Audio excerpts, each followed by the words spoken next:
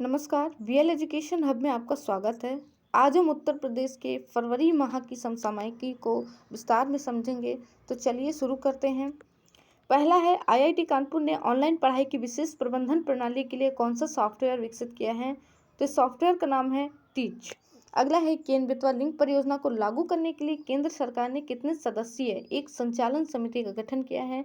तो 20 सदस्यों की एक संचालन समिति का गठन किया गया है, जिसके अध्यक्ष जल शक्ति मंत्रालय के सचिव होंगे।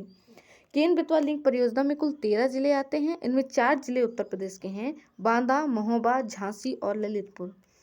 अगला है, संत रविदास जी का जन्म कहाँ हुआ था? तो इनका जन्म वाराणसी में हुआ था। 16 फरवरी 2022 को इनकी 645वीं जयंती मनाई गई। अगला है, उत्तर प्रदेश के किस विश्वविद्यालय द्वारा दिव्यांगजन केंद्र की स्थापना की गई? तो नेहरू ग्राम भारतीय विश्वविद्यालय प्रयागराज द्वारा जो है दिव्यांगजन केंद्र की स्थापना की गई। अगला है, उत्तर प्रदेश के किस संस्थान में ड्रोन ऑपरेटर प्रशिक्षण कोर्स आरंभ किया जाएगा? तो इसे शुरू किया जाएगा आईआईटी कानपुर में। अगला है, राष्ट्रीय राजमार्ग व एक्सप्रेसवे के लिए केंद्र सरकार द्वारा यूपी को मिले बजट के अनुसार कितनी नई परियोजनाओं की शुरुआत होगी? तो 32 नई परियोजनाएं शुरू की जाएंगी। अगला है, आम बजट 2022-23 में बुंदेलखंड की केन बेतवा लिंक परियोजना के लिए आवंटित राशि कितनी है? तो 1400 करोड़ रुपए जो है इसको दिया गया है। अगला है, टीबी रोग की रोकथाम के लिए किस ऐप की सहायता से टीबी मरीज की खांसी की आवाज़ द्वारा परीक्षण प्रयागराज में शुरू किया गया? तो इस ऐप का नाम है फील्डी ऐप। 7 वर्ष से अधिक उम्र के टीबी मरीजों, संभावित और संपर्क में रहे लोगों की ही आवाज़ रिकॉर्डिंग की जा रही है। ऐप में आवाज़ रिकॉर्ड करने से पहले संबंधित व्यक्ति मरीज का पूरा डाटा भरा जाता है। इसके बाद अलग अलग 4 चरणों में रिकॉर्डिंग होती है।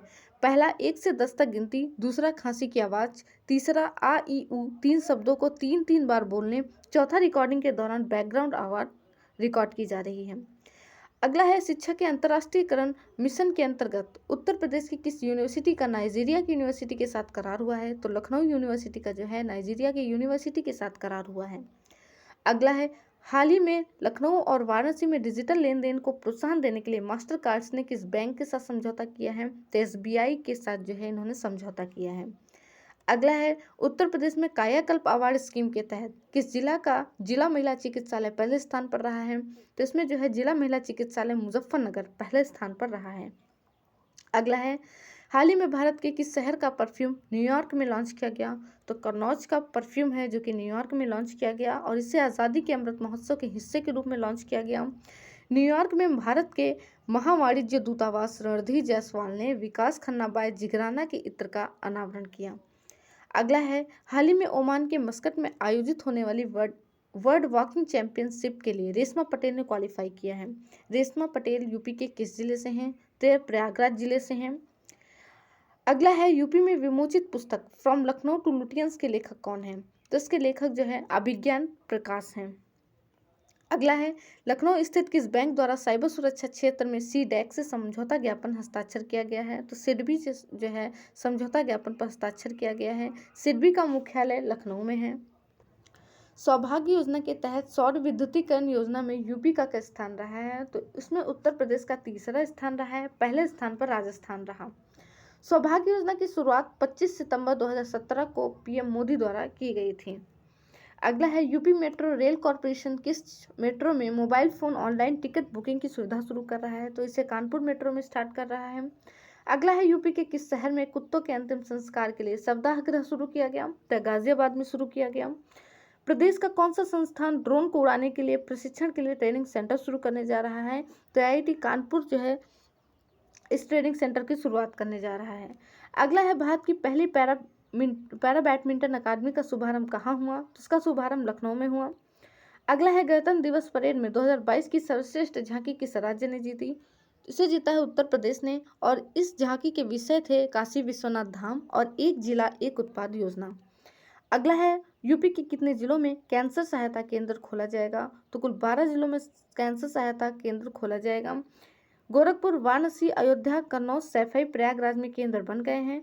वहीं सीतापुर, बाराबंकी, रायबरेली, गोंडा, बहराइच, प्रतापगढ़ आदि 12 जिले हैं। इन जिलों में सेंटर विकसित होने के बाद आगे विस्तार होगा। अगला है, केंद्रीय बजट में उत्तर रेलवे मंडल को कितने रुपए की धनराशि आवंटित की गई है? तो इसको जो है 680 करोड़ रुपए की धनराशि आवंटित की गई। अगला है क्रांतिकारी सचिंद्र नाथ सान्याल का जन्म यूपी के किस जिले में हुआ था? तो इनका जन्म वाराणसी में हुआ था। चर्चा का विषय इसलिए है क्योंकि 7 फरवरी 2022 को इनकी 80वीं पुण्यतिथि मनाई गई। इनकी बात करें तो ये हिंदुस्तान रिपब्लिकन एसोसिएशन के संस्थापक थे, जिसे हिंदुस्तान सोशलिस्ट रिपब्लिकन एसोसिएशन के नाम से भी जाना जाता है।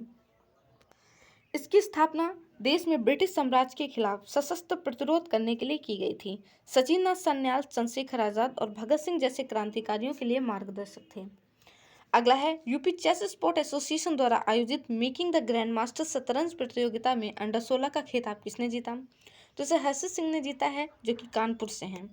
अगला है हाल ही में CSJMU और कानपुर की इनक्यूबेटेड कंपनी भारत टेक ने किस स्वदेशी सर्च इंजन का विकास किया है? तो इस सर्च इंजन का नाम है भारत सर्च। अगला है हाल ही में उत्तर प्रदेश के किस विश्वविद्यालय में फैमिली कोर्ट का उद्घाटन किया गया? तो लखनऊ विश्वविद्यालय में फैमिली कोर्ट का उद्घाटन किया गया। अगला है उत्तर प्रदेश में महिला पुलिस कर्मियों के लिए किस नाम से एसिड प्रूफ बॉडी प्रोटेक्टर बनाए गए? तो प्रज्वला नाम से जो है ये एसिड प्रूफ बॉडी प्रोटेक्टर बनाए गए। महिलाओं के लिए बनाए गए विशेष सुरक्षा कवच में अंदर की ओर पसीना सूखने और हवा जाने के लिए आंतरिक सतह पर जालीदार कपड़े का इस्तेमाल किया गया है। यह वाटर और एसिड प्रूफ है। वहीं ब्लूट प्रूफ जैकेट बनाने पर जो है कार्य किया जा रहा है। अगला है डाबर कंपनी का मुख्यालय कहाँ है? तो ये गाजियाबाद में है। चर्चा का विषय इसलिए है क्योंकि यह हाल ही में भारत की पहली प्लास्टिक वेस्ट न्यूट्रल कंपनी बन गई है। अगला है हाल ही में जारी आंकड़ों के अनुसार उत्तर प्रदेश का अनुसूचित जातियों के स्वामित्व वाले MSME उद्योग में कौन सा स्थान है? तो इसमें चौथा स्थान है। वहीं पहले स्थान की बात करें तो महाराष्ट्र इसमें जो है पहले स्थान पर है। अगला है उत्तर प्रदेश में पहली बार रोबोट द्वारा बच्चों को ऑपरेशन करने की उपलब्धि किस संस्थान ने हासिल की है? तो PGI लखनऊ ने इस उपलब्धि को हासिल किया है। अगला है CM योगी आदित्यनाथ द्वारा यूपी में कहाँ पर मीडिया सेंटर का उद्घाटन किया गया? तो इससे गोरखपुर में जो है इसका उद्घाटन किया गया। अगला है हाल ही में सहान राष्ट्रीय कार रेसिंग चैंपियन बन गए। यह उत्तर प्रदेश के किस शहर से हैं? तो यह आगरा शहर से हैं। अगला है हाल ही में स्वर कोकिला लता मंगेशकर जी का निधन हो गया। उन्हें उत्तर प्रदेश सरकार द्वारा किस सम्मान से सम्मानित किया जा चुका है? तो इन्हें अवध रत्न पुरस्कार से सम्मानित किया जा चुका है। अगला है यूपी के किस अभियंता ने हाजी लगाने की आधुनिक प्रणाली की खोज की है? तो डॉक्टर आशुतोष कुमार सिंह ने जो है हाजी लगाने की आधुनिक प्रणाली की खोज की है।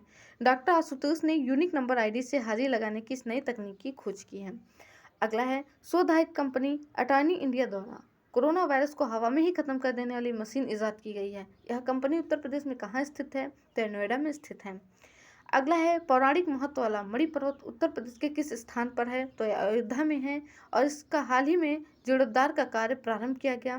कहते हैं मणि पर्वत ही संजीवनी वाला पहाड़ का टुकड़ा है। अगला है यूपी के किस वन्यजीव अभ्यारण्य को रामसर स्थल घोषित किया गया है? तो यह बखीरा वन्यजीव अभ्यारण्य है, जिसे वन्यजीव मतलब रामसर स्थल घोषित किया गया। संत कबीर नगर में ये 2900 हेक्टेयर क्षेत्रफल है। 2900 हेक्टेयर क्षेत्रफल में फैला यह अभ्यारण्य देश का 49वां और प्रदेश का 10वां रामसर स्थल है। अगला है हाल ही में भारत के किस शिक्षण संस्थान ने निगाता विश्वविद्यालय जापान के साथ एक शैक्षणिक समझौते पर हस्ताक्षर किए? तो IIT BHU ने जो इस समझौते पर हस्ताक्षर किए।